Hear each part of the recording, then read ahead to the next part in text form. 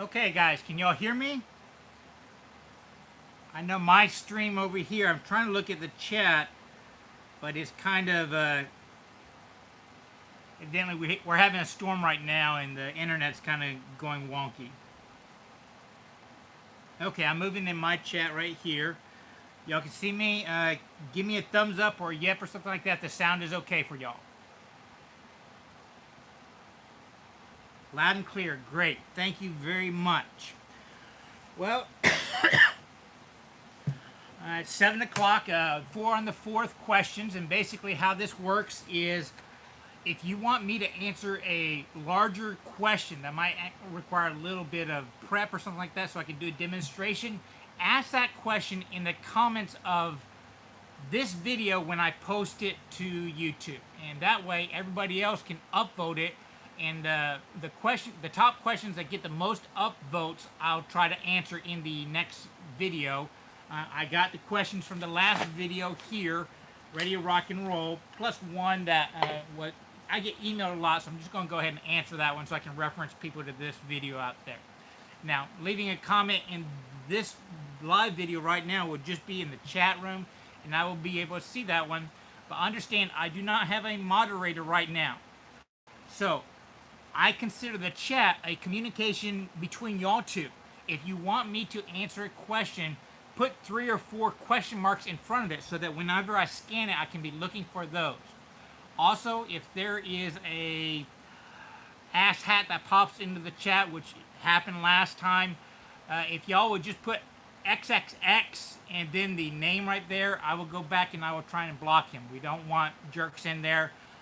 Last time the chat, I deleted it because of one jerk, because I do have a lot of my videos get played in classrooms around the country, and we can't have that there. I don't want teachers to be paranoid about that. So if that happens, we're to go.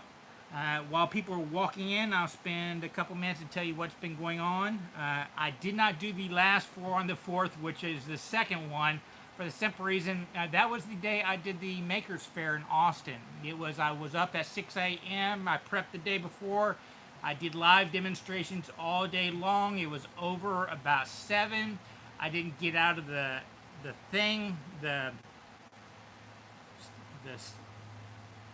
covered convention center until about 10 o'clock, so I just couldn't do it. I thought with it ending at 6, I could pack up real quickly, get back here and do it from 8 to 9, which would mean for the West Coast they would get it around 7, but it just didn't happen. So instead of just doing a day late, I just skipped it and brought those questions over to this month.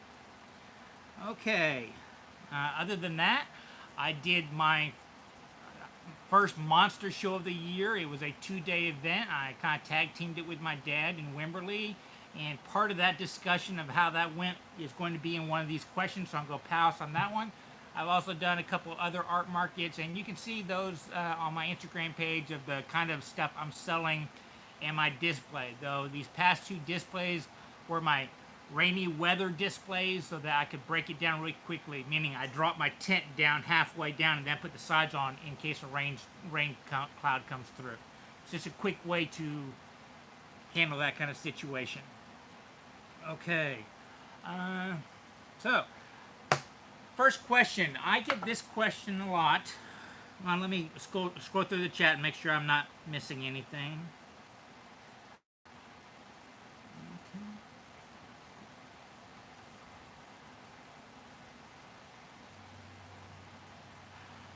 Quick question from Voodoo. Have you ever used a bow tie to keep work from cracking more?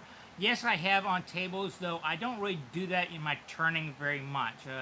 If something cracks bad enough, I will just toss it and grab another blank, because the wood for me in turning is free. And really, once something cracks bad enough, it's one of those things you're going to put so much more labor into fixing the crack, you're never going to get it out. And I'm not doing this for an art form, I'm actually trying to earn a living at it. So a lot of times it just doesn't make sense to repair cracks that way. Though on tabletops and stuff like that, a lot of times I will do a bow tie. It bugs me that I see a lot of people doing bow ties more decorative. Bow tie, its main emphasis is a lot of people use them to cover up knots. If you had a knot in there, you could take a section of the wood from underneath it, bring it right on top, do a bow tie, not necessarily looking like a bow tie, but shape it going with the grain so that the knot would be covered about, a 1/4 inch of wood.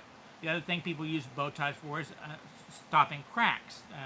Nakashima what made that kind of famous as a decorative piece, but most of the time it was more utilitarian. And you do that in a specific way to keep the crack from exposing more. But what I see a lot of people are doing right now is they're just doing they have a 3-inch thick slab, and they think a 1/4 inch bow tie is going to solve the problem from keeping cracking. But then they fill the entire crack with epoxy. Well, the epoxy is probably going to do most of the work for the first, 20, 30 years until the wood movement kind of breaks it apart. But you need a bow tie to get down into, at least halfway through the board if you want it to work at all.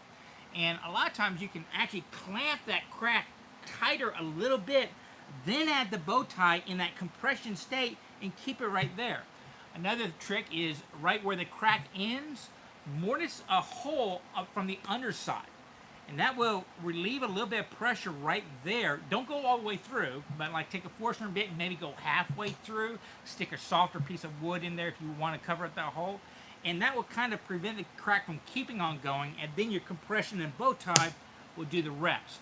But if you're using a bow tie right, you shouldn't need epoxy or anything else. I mean, basically a crack happens, you squeeze it together, you bow tie it, you put glue down that crack line, there you go. That's the way a bow tie is meant to be worked. Okay, so that was the first question from chat. First question from YouTube. Now, I get this emailed me, and it's getting a lot more frequent than it used to be. A question coming from people that are just getting into the craft, and it happens a couple times a week, and I really don't know how to answer them without totally bursting their bubble. And here's a summary of one that I just got yesterday. You know, I'm a retired guy. I'm retiring. I'm only 55. I'm pulling retirement out. I have about $50,000 cash. I'm going to put AC and wiring in my garage to open up a little shop. What tools should I buy, and what should I make? And I sit there thinking, you are not asking me a woodworking question. You are asking a business question. And you have to look at woodworking in a business side, okay? 100 years ago, in the 1920s, 1910s and stuff like that, I don't remember where I read this, but it's kind of common knowledge. The most common job in North America was woodworking, specifically furniture making, because they were chopping down the trees. We would make the furniture and ship them overseas. We were the China of everybody else before World War I. And our main export was food and furniture, or the materials to make furniture. We would make the spindles, ship them over there, flat pack them, and they would assemble them. The most common job in this country was as a woodworker. Now, what does that tell you about the ability to kind of progress past lower middle income in a society? If the majority of people are there, that is the definition of middle income. Plus the fact, what does it take to get involved in a business? You have a kind of common business idea that if it's easy to get into a business, there's going to be a lot of competition. It's going to drive down costs. It's going to drive down quality. Well, look around my shop, okay? I have about the equivalent of a fairly serious hobbyist. I mean, somebody buying a bass boat, going fishing, they have probably spent more on their hobby than I have on all my woodworking tools, okay? And I run a business based off that. So if it costs you less than a bass boat to start a business, obviously you're going to have a lot of competition. So I want to tell these people, you're going at it totally wrong. You got to find a need in the market. You got to find something that the market wants to buy that will justify buying the tools to make that. And I'm going to use myself as an example here, because I do it completely bass backwards if you're looking at it as a money-making machine, okay? The number one woodworker I've ever met that works art markets builds birdhouses, okay? He builds really nice birdhouses, but he has told me time and time again he puts less than $5 of material into the birdhouses. For that is a cedar fence boards that he buys to make the things, and he goes by Goodwill and stuff like that through their dish sections and buys up all the little tin and aluminum little cups and stuff like that, and he builds these birdhouses with nails, staples, hot glue, the little oak moss that you get off of trees, and little knickknacks out of cedar, and then he torches them. So you look at the tools he's using: air guns, air staplers, hot glue guns, a miter saw, and he shows up on a Saturday at a typical farmer's market with about 45 birdhouses. And he tells me if he were to work, this guy's mid-60s, somewhat retired, this is his side business, and he also gets Social Security, but he tells me he works maybe Thursday and part of the day Friday, and he doesn't work too hard because he has his grandkids over, he goes, picks them up from school, that kind of stuff, and he can make about 35, 45 birdhouses in that time frame. He basically does 2, maybe 3 designs, builds a dozen of them, and he's never going to make that design again, puts them all together, torches them black, and then adds his little decorations to make them look like a house. He sells them between $45 and $125. He sells out almost every single time he shows up. Okay? Now, that is a very successful woodworker. He goes to Home Depot, Lowe's, buys fence posts, the cheapest wood you can get, puts very little time in them, batches them out, only has one real power tool, little tool investment, and high profitability. He's also a pretty good salesperson. Okay? Now you look at me. I want to make this bowl right here. I have to go find a tree, and if I want clear wood, I pretty much have to go to a land person, ask them to cut down a tree. I then have to process that tree there, get it into my truck, find some place to store it, process it on my lathe, some place to dry it, reprocess it, turning and away the warpage, some place to dry that, put that back in here, I turn it off, I might do infills, all that kind of stuff, I might make a video on it, and then I'll go to the store, the farmer's market, and I will be asking the same amount of money for this thing as he is his birdhouse. Who's the idiot business-wise? Okay? If you're really wanting to do retirement, figure out your product and figure out the bare minimum of tools you need to do that one, and you can be a happy woodworker. I just think most people that are coming into it, they're looking at the woodworking craft in a romantic side, thinking they can earn a living off of it.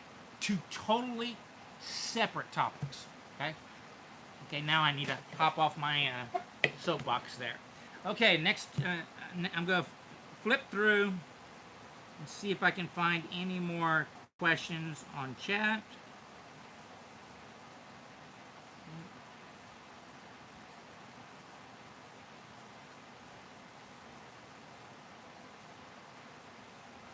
Arbitrary stuff. He's asking, what's my opinion on mortising chisels? They're really nice if you use a mortising chisel the way you are. If that's the only tool you're using to create a mortise, you need a mortising chisel. Because a normal bench chisel, like this one right here, which is about a 1/4 or a 3/8 inch, common size for a mortise, if I were using this totally to do a chisel, I'm either going to go very, very slow, or if I use it as a real chisel and really whack away on it and pry on it, I'm going to snap this or bend it. Okay? This is designed more for bench work, more fine work. Whereas a mortising chisel, which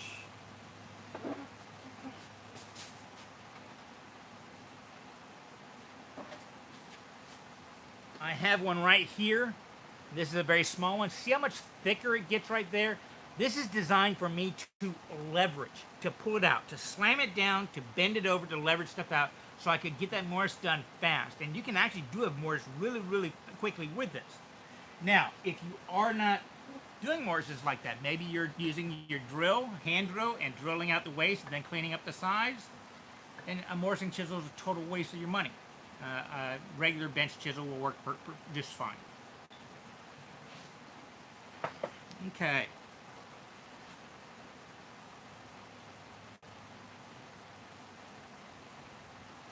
Okay, Matt Easel. Concerning sharpening turning tools, what grit do you use to sharpen them? Turning tools are, you don't really need a high grit. The grits I use on those little common white wheels you see me in my videos, those are 80 and 120. Now, my dad just did bring his stuff over here.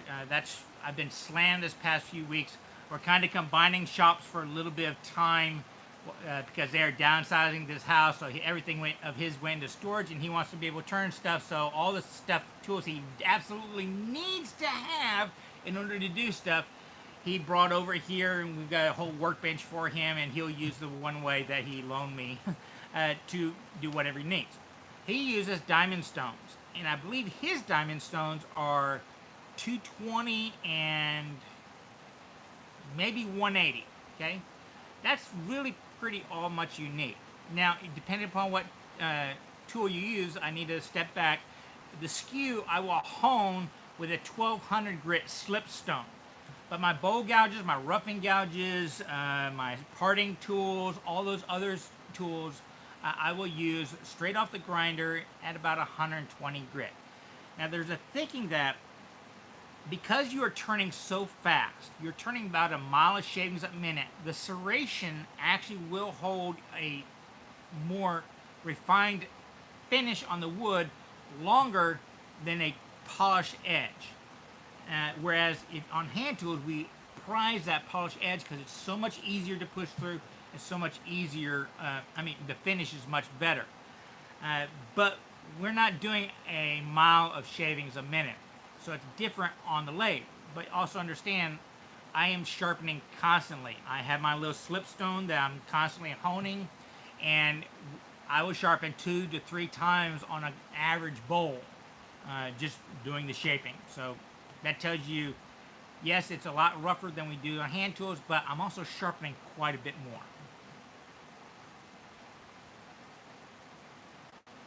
Okay. Oh, I just saw myself demonstrating honing. That did not look family appropriate. Nobody gifts that. Okay, next question. Rex B, Brad's workbench. He had 15 people thumbs up this one. What projects do you think are more profitable? Small impulse items or large contracted furniture pieces? I'm going to answer that one saying, what stage of the craft are you in?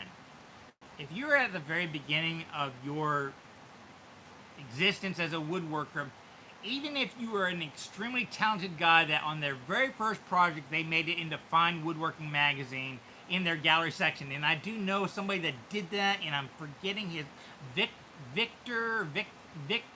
did that. His very first project, he made it into Fine Woodworking magazine. But you also have to understand, he was one of those guys that went in and probably spent $60,000-$70,000 on all his hobby to do that one, and a lot of time in it. And he's a really great woodworker, but he puts a lot of time in his stuff. Well, if even he, getting into fine woodworking, he doesn't have the reputation that's going to draw a lot of big name bucks. Then you have a guy, kind of another guy down here. I'm drawing brain fade. The British guy out by New Brunswick has a podcast, really good on Instagram. What is his name? Well, he did a formal training. He also did an apprenticeship with a really well-known furniture maker. So after that amount of time period, some of that furniture makers and the cachet that came around along with a formal occasion passed along with him. I think I lost it.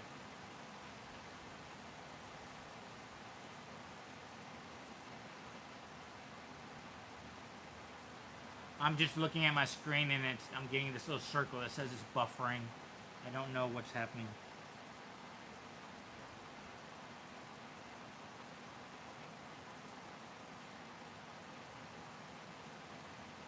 Can anybody hear me?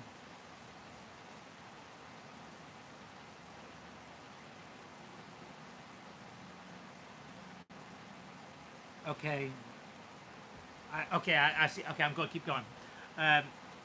Well, you can draw on his the apprenticeship and the performance guy name, and customers in that category have seen you before, so you can actually draw a high-end dollar amount. You can spend 6 months building one piece of work, and a lot of those guys, they do spend, they might build only 3 or 4 major pieces a year. Well, it takes time to develop that kind of reputation unless you're kind of leapfrogging off of somebody else's. And generally, when you're leapfrogging off something else, you deserve that added benefit because you've learned so much from them. If you're just starting from your scratch and learning on your own, it might take you 10, 20 years. I know a lot of turners out there that didn't get famous until, they were at retirement age, but they were batching stuff out for 30 years beforehand. Richard Rafin is a great example.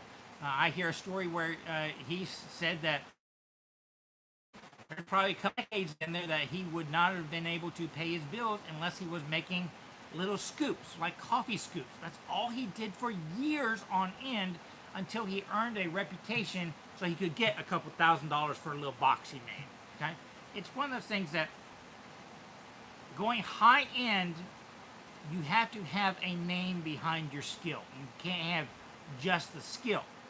So, a lot of times it's more profitable when you're starting out to come in the lower fields, to make simple bowls, simple boxes, hit these art markets, and build your reputation until you can reach a point where you gradually getting more money because you have a name. People are coming back to you for their service. They know you have good quality. So it's kind of, I'm going to answer that question in what's more profitable. Where are you in your woodworking marketing craft? Do you already have a name out there that you can get people to pay that much, or are you still developing it? If you're still developing it, I would say not only will batching out a lot of stuff refine your skill, but it'll get you into a broader number of people, and a handful of those people might be wealthy enough to want to get you to pay you to do more and better stuff, so you can build from there.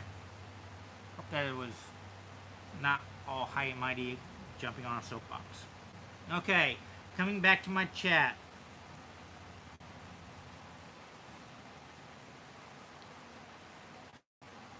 Okay, my chat has completely died on me. The last question I got was about turning tools, and I don't have any more. So I'm going to refresh this and hope that it doesn't change anything.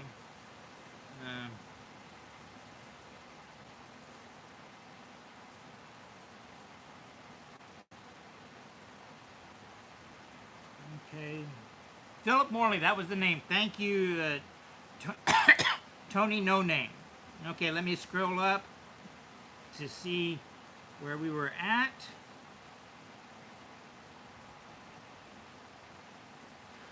Tall Texan asked, what would be a good handsaw precise enough for dovetails but still reasonably priced? Or what should I look for in a saw for dovetails?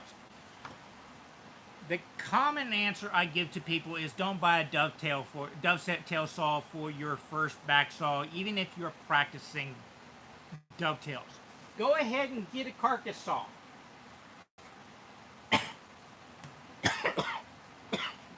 Pardon me. I cut dovetails with this all the time, and a lot of times I'm cutting them and I realize I meant to grab my dovetail saw. But something like this would do just fine. Now, if you're just getting the hobby, I do suggest buying a semi-premium one because it will come sharpened properly. Now, the first time you resharpen it, you reset the entire quality of this item, which is why places like Lee Nielsen and Bad Axe and stuff like that have entire sharpening services where you can send them a saw and they will sharpen it and they will actually add geometry you can like about it. You can talk to them about what you're doing with the saw and they can fix the geometry and really make it even perform better. But once the saw goes dull, it's going to perform badly. Now, for most people, most weekend warriors, you buy something like this. This is from Veritas. I think it's one of the best values out there. It's less than $80, I want to say. Maybe even more 70, but don't hold me to that one. It comes nicely ground for a intermediate amateur woodworker. And what I mean by that one is it's ground for a little bit easier start. It's a little bit more relaxed. It's not going to cut as fast. But that's something you can change with the geometry in the future as you get better. And it will track straight. Now you can buy a uber cheap crown off of Amazon for about $8, have that sharpened by somebody that knows what they were doing, and it will perform better than something like this for cutting dovetails because you're looking at the accuracy. And really, the advantage of having one of these saws is you could build an entire bookcase, including the dovetails, the Mortising tenons, the lap joints, and stuff like that, with the one saw. It might not do everything perfectly, but it'll be accurate enough, and most people will never notice the difference looking at your end work. Whereas if you buy just the dovetail saw, I find they do a lot of other tasks so slowly I get frustrated, and then I start putting more pressure in the teeth. The gullets just, they aren't big enough for a lot of general stuff like cutting tenons and stuff efficiently. So a carcass saw, in my opinion, is much, much nicer. And Veritas calls both the rip and the crosscut carcass saws. Technically, one's a sash, one's a carcass, but that's another argument altogether.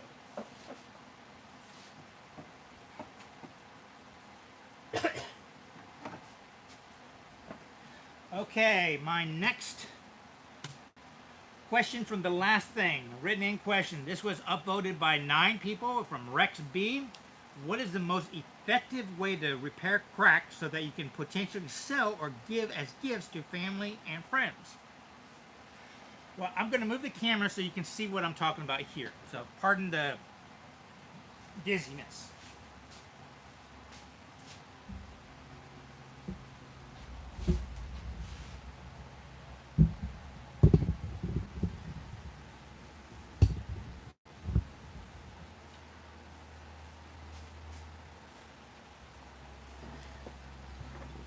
Okay, I have 2 bowls here. This one's a pear one, and I've inlaid a bark inclusion with brass. And here's another. This one's a pecan that we've done a little bit of turquoise in it. Can you see the turquoise? Okay. So if you're wanting to repair something so that is a good item you can sell, I always recommend using some kind of natural element. I've many times used aluminum shavings, and hold on one second, I'll go get them to show you that. I should have had that earlier.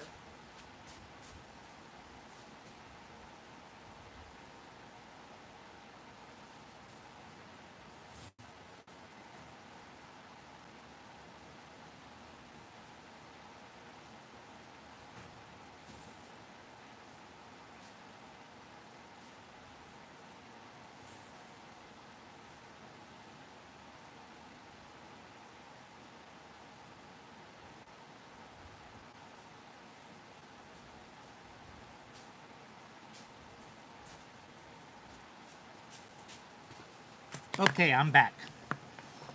You can buy pre-made powder, and it's not that much money. This right here is brass, or you can just go buy one of those automatic key making machines and get the shavings from those things as they empty it. A lot of locksmiths will probably have a bag of that stuff that they hold on to for just that kind of situation. And I do aluminum a lot of times on darker woods like walnut and stuff like that, because it will take a nice polish. And it looks kind of like silver when you put a finish on top of it. But in Texas, people are turquoise mad. And you can use turquoise or malachite. One's kind of blue, one's kind of greenish. Or you can use synthetic ones. And if you're actually looking for the best looking stuff, the synthetics look better, okay?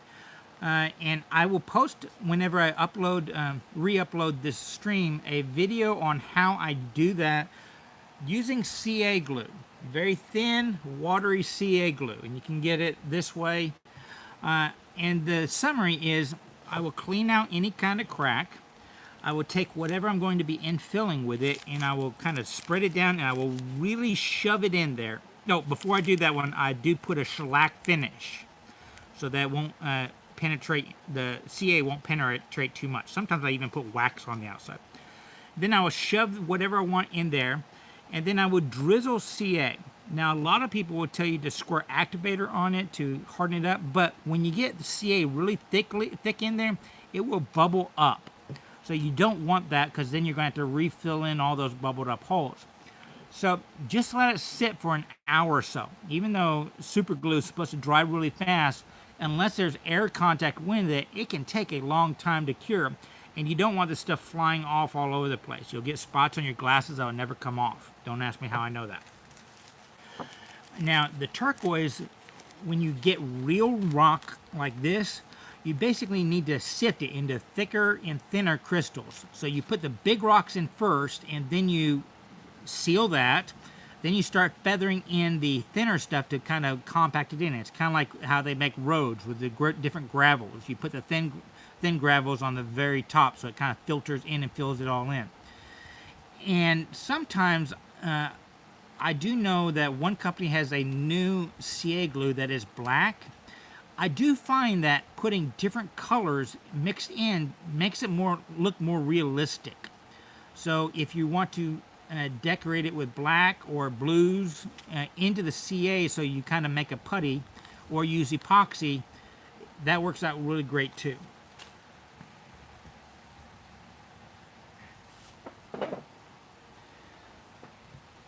But the big problem with using natural rocks versus soft metals is in the sanding.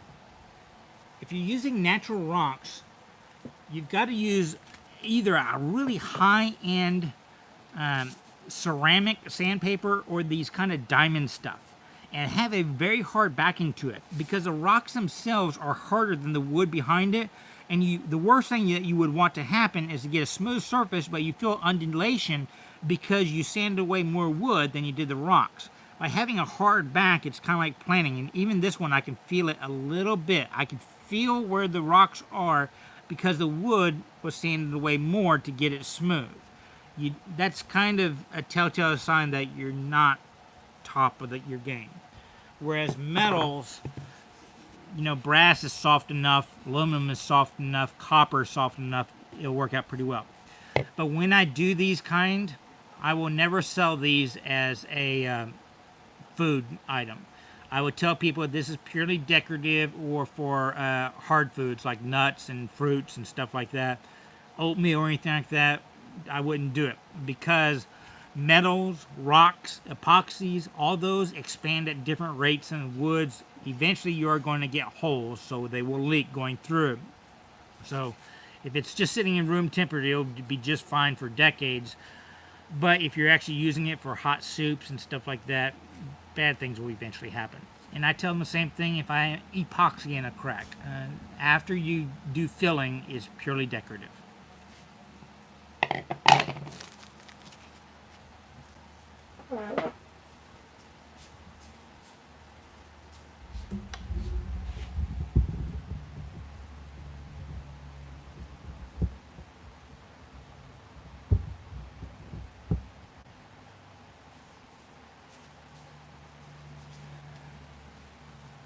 Okay, so, and that higher end sandpaper, it can get quite expensive. So I'm kind of reached the opinion that cracks, a lot of times, if I'm going to be selling as a decorative bowl anyways, I'll just leave the cracks. People will notice them. Oh, it's cracked, it's rustic. I'm going to have to sell them a little bit less, even if I fill them, because they're not as functional, unless it's mesquite with turquoise, and then you can jack the price up on those because people pay more for that. But it's not going to be functional, so why do I want to put more labor and materials into it? Just clean out the crack, make sure you get some good oil or finish in there so it darkens it up, and it becomes an accent to the entire bowl. So, my opinion, I'm kind of going more towards that one, and if it cracks bad enough, I just toss it and grab another bowl to work. Okay, so that was a YouTube question, so now let's go for a chat question. Looking for, if you want me to answer it, put a bunch of question marks in front. It's easy for me to find those. And if there's a troll out there, put some X's in the name so I'll know who to block. Okay.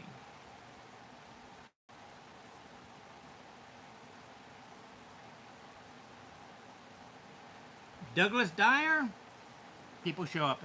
Don't worry about that kind of stuff.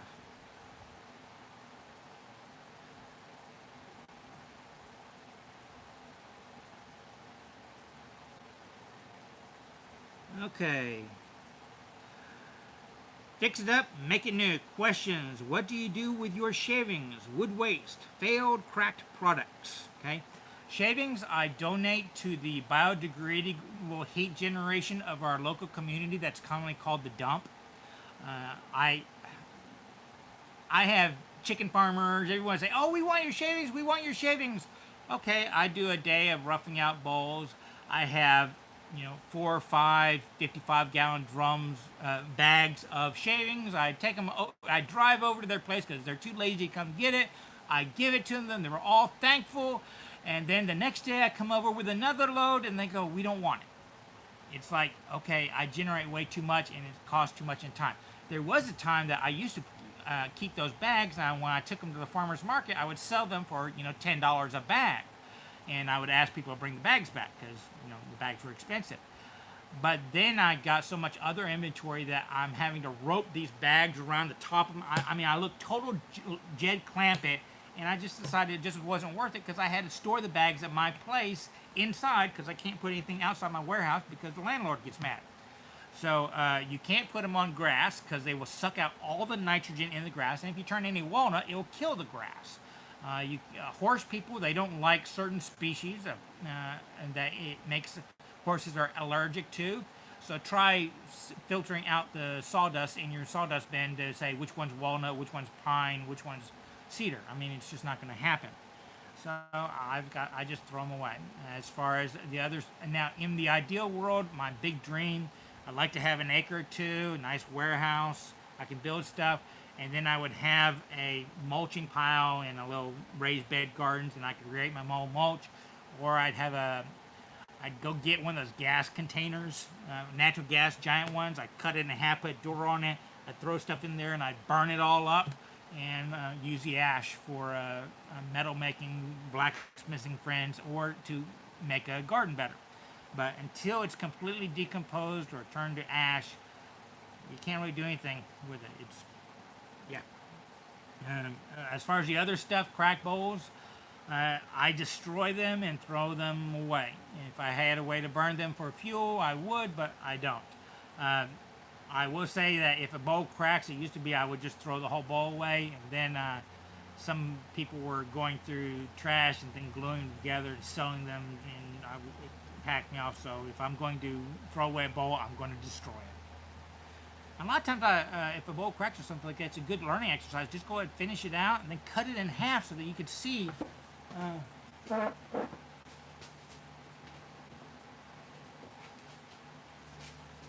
You can see how you're doing. This bowl cracked, so I just split in half. And I could see that I'm getting the thinness and stuff like that. So a lot of times, if work breaking on you is a good thing because it's a learning experience. Take whatever advantage you can get.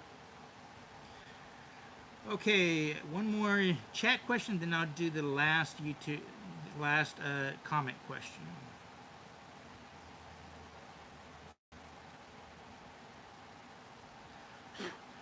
Okay, Kenny Norman, you are going to get me in trouble, but you asked the question, so I'll tell you. Which is the best 4-jaw lathe chuck on the market for new to intermediate turners?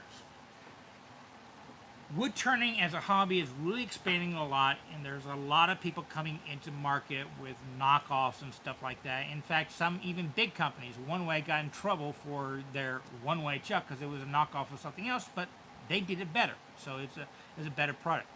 Me personally, if I was spending my own money on a chuck, I would only be buying one from One Way or Vicmark, the two premiers out there. You might be able to save $40, $50 or something like that and get another one, but I've had so much problems with the Bear Company, I don't want to name names, but there's one quick release fast company. I know Dad tried a couple of their lathes and they just don't hold up to even a year's worth of loose before they're loosening up and the jaws are kind of flaring out, so they're not grabbing as well. Whereas the One Ways that I'm using, we got used off of eBay, and they're still great. I could put chucks on. Dad just, when he downsized, he's loaning me his One Way, and he loaned me some of the chucks that went with him. But before that one, I had one Stronghold and one Way. For my entire turning career, I would just buy. If Dad's watching, I can't answer your text right now. Sorry.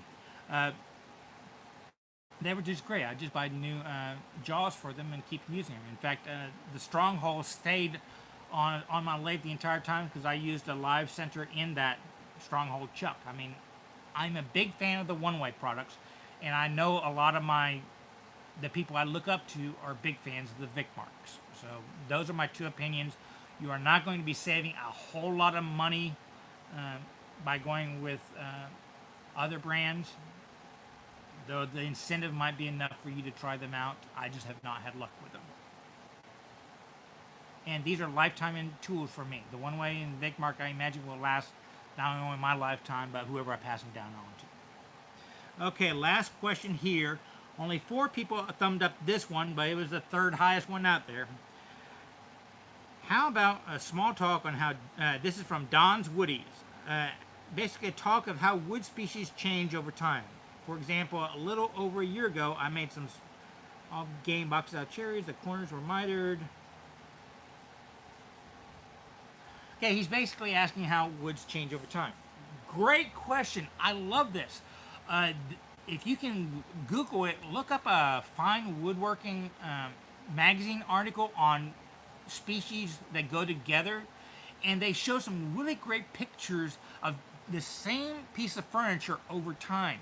And Garrett Hack did a great table with this curly maple top, and the top was lighter color than the cherry base when he made it, but then over time the top became darker than the legs and it looked even better.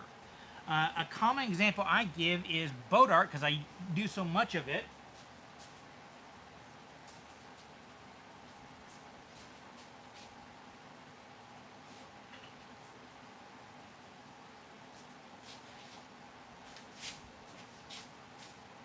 When you first cut boat art, it is neon yellow. I have a picture of this very handle and this very handle on Instagram where it was this yellow.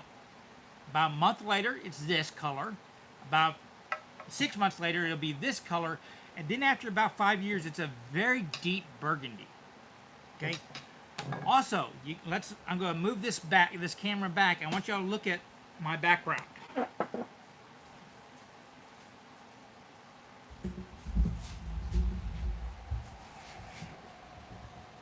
Okay, let me get the camera.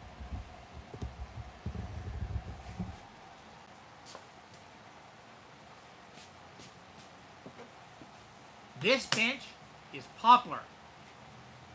This shelf is southern yellow pine.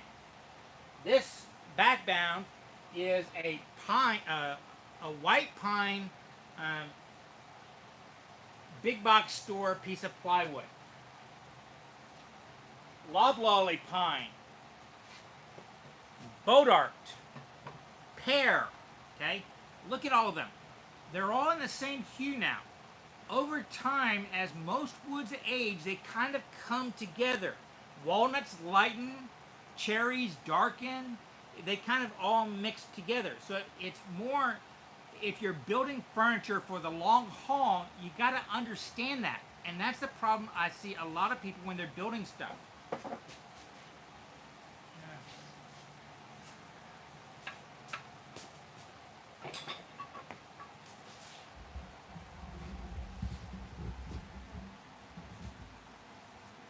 We build stuff for immediate gratification. That's why we're staining cherries and all that kind of stuff. And over time, history's shown that the cherries with the darker stain will get even darker. You're looking for the goal of what it's going to look like in 5 years. Now, if I move these tools, you can see a lot of wood, it's a UV light that is changing the color of the wood. Okay? And I found that with boat art and stuff like that. So if you actually just want to rush the color change, stick your furniture in a window line. Move it around every now and then. Stick it outside for a day or two. You wouldn't be surprised at how much color change happens just in a day or two if you are in direct sunlight. In fact, if you do that when you need to rotate your table or whatever you're working around, because I have a lot of bowls that, because I do outdoor markets, the color difference between the top and the bottom is quite pronounced. So a lot of times I'll come over here and I'll just set up a booth out in my pickup truck and just turn all my bowls upside down so at least the color is balanced. Now that goes doubly so for exotics. That purple, you're never going to keep Purple Heart purple. You're never going to keep Paduk, the bright red. They will all darken, and they all kind of converge into the same color area. Which House Silas Cloth, I think that guy, that really famous guy that does all the intarsia work and paintings and stuff like that, how he can think about those so that he picks species that look good at the creation and also look great 20, 30 years later. I mean, that's where his talent comes through. It's not so much the sawing, it's the reading of the colors of the grain, understanding the wood. It just comes with experience. I mean, how many of us have built something where over time, how the wood shifted colors, it's not as good as when we started out. So yeah, a common error with beginning woodworkers is trying to hold on to the color at the birth. It's going to age, and if you do it right, when it ages, it'll look even better. That's a good question, Don, and I hope I gave it good justice. Okay, now back to the chat. We got about 10 minutes until the hour's up, and my battery goes dead on my iPhone. So, FYI, this is being done on the iPhone. So if any of y'all want to open up a YouTube channel and do these kind of chats, go for it. I find them very uncomfortable, so that's why I'm only doing them once a month as an experiment. It's just it's a different animal from creating videos. Okay, my chat crashed again, so let me redo this and see if any new questions popped up.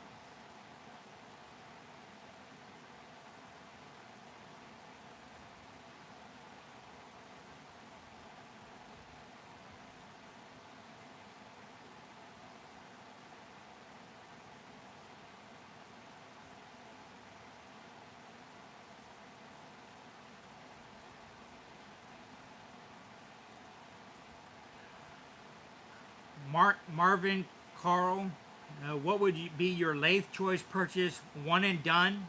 I am in the market and want to buy. Don't have access to higher end lathes. Interested in large bowls and segmented vessels. Large bowls and segmented vessels right there limits you. Okay, you're going to need high horsepower and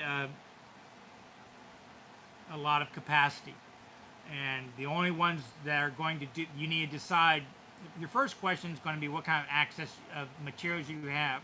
If you're doing solid bowls, you've got to, if you don't have big trees, like we don't have monster trees in Texas, so 16, 18 inches is about all I'll ever get of material, so that's about all I ever do.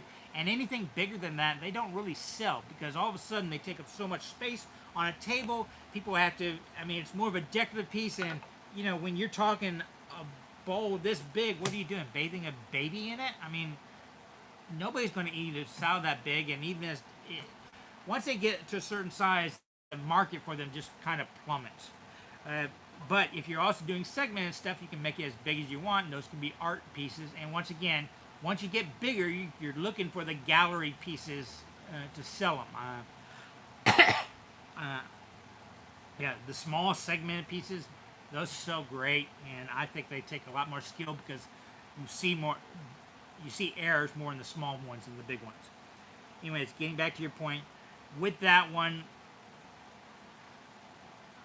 if you can find an old Watkins or something like that, and you can have the skill to, or it can pay somebody to, you know, put new bearings in it, maybe upgrade the motor if if it's 3-phase and you want to go 2-phase, that'd be a great one to do, inexpensive.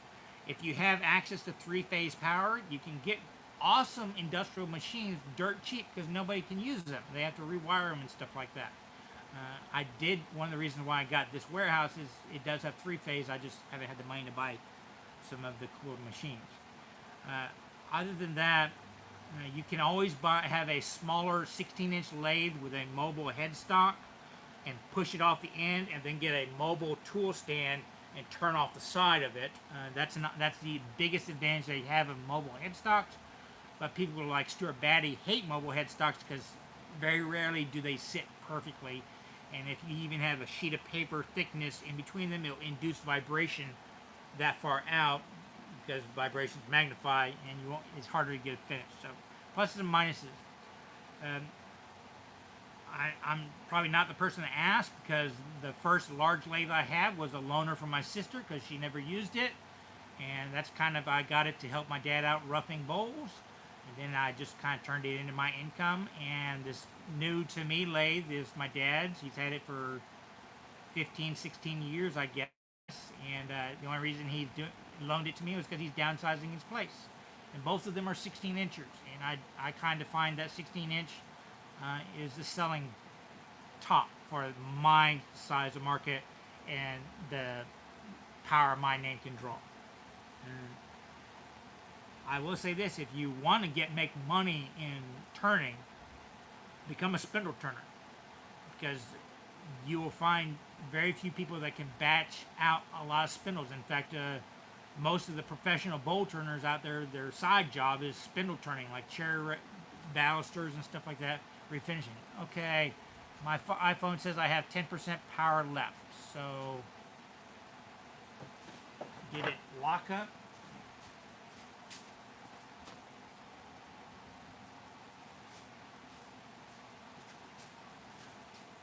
Sorry about that. My iPhone says it has 10% power left.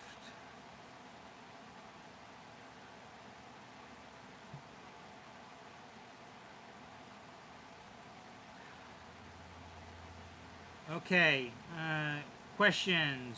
Take a few more. Tall Texan, do you have a video on sharpening saws? Yes, in my classroom series, chapter 4 is all on saws, and I have a video on maintaining saws that I go in depth into sharpening them. It's like an hour long. It'll put you to sleep, but it's all about sharpening saws.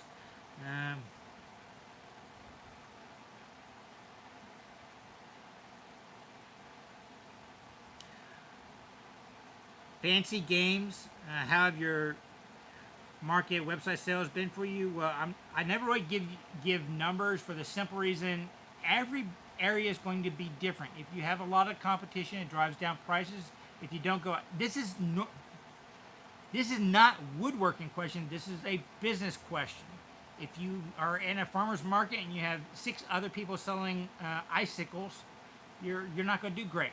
If you're the only person selling icicles on a 100-degree day, you're going to sell out. It's kind of, that's the question. As far as website, it's strange. I sell tools just because people are interested. I mean, yes, everyone that ordered a mallet, they will probably be going out in the mail Friday, Monday at the latest. That last batch, I just got kind of slammed with my parents' move and everything, and it's just hectic few months. But they'll go out. But you gotta understand the audience I'm talking to. As far as bowls and stuff like that, once in a blue moon. I don't have the name cash. And I know there are a lot of people on Instagram that'll put out like a $50 Friday or something like that, just sell everything in seconds. Once they announce it, they have a name behind them that I don't. I'm not known as a... I'll put it to you this way. I have 240 videos out there, and you can count the number of projects on one hand. I don't do projects where people that are doing projects, people like to buy those projects from them. I'm just kind of a different kind of YouTuber, and it's just different. I don't know how to explain that better. Okay.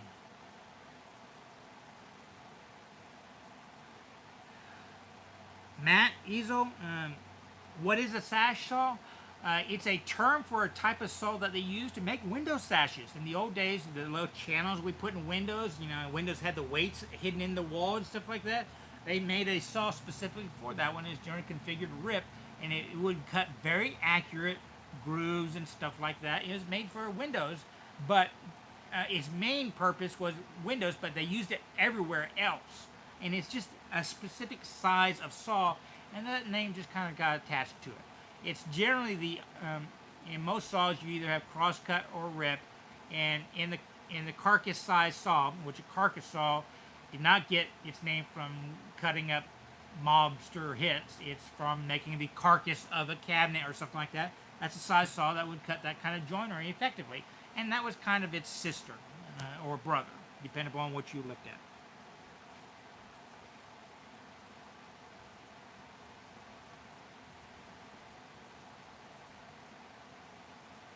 Okay, I'm going to refresh this one more time, but I think that's all the questions y'all have asked. I don't know what's happening with my stream, why the chat doesn't refresh.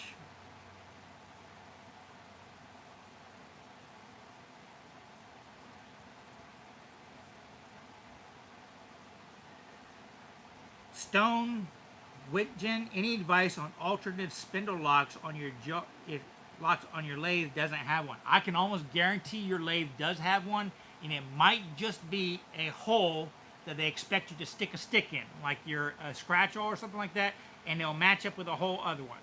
Not all of them have a pin that's on a spring that can have that. A lot of the old ones, you just use your key that you tighten up your chuck, you just jammed it in the hole, and there's a corresponding hole over there. I can't imagine why they would make one without a lock, because of maintenance. So there is a lock on your lathe. It might just be a hole somewhere. And if there isn't a lock on your lathe, I apologize for talking down on you, but there's got to be one. Kenny Norman, what is Bogart wood? Well, in Casablanca, you know that little figure? No, it's called Bodart in Texas. Bodark. Texas was colonized by the French first, and the term the French used for this tree was bosage d'arc, because they made weapons out of bows and arrows. And over time, Texas mispronounced it, so a lot of cities in our state, they have like Con Street, Bodart Street, Maple Street, that kind of stuff. It's just a common term in Texas. Everywhere else they call it hedge or Osage orange. If you know what a horse apple tree is, it's that tree. I apologize, I just use the terms I grew up with. Okay, I think that's all the questions. If I missed something, I'll answer it down here. As usual, in about half an hour, I will cut out the beginning of this one and re-upload this video. If there is a question that you think you would like to see that might require a little bit more in-depth, maybe a specific joint or something like that, I don't know. I'm leaving it up to you. Everyone will upvote the questions they want to see, in the top 4 I will answer if I can, and you'll give me a little time to prep before the Q&A so that I could do that kind of answer, and then I will answer the questions in the chat, and hopefully I'll get somebody to monitor chat next time. So I hope you all enjoyed this, and if you did, remember, it's always worth the effort to learn, create, and share. And go check out my t-shirts. Y'all have fun.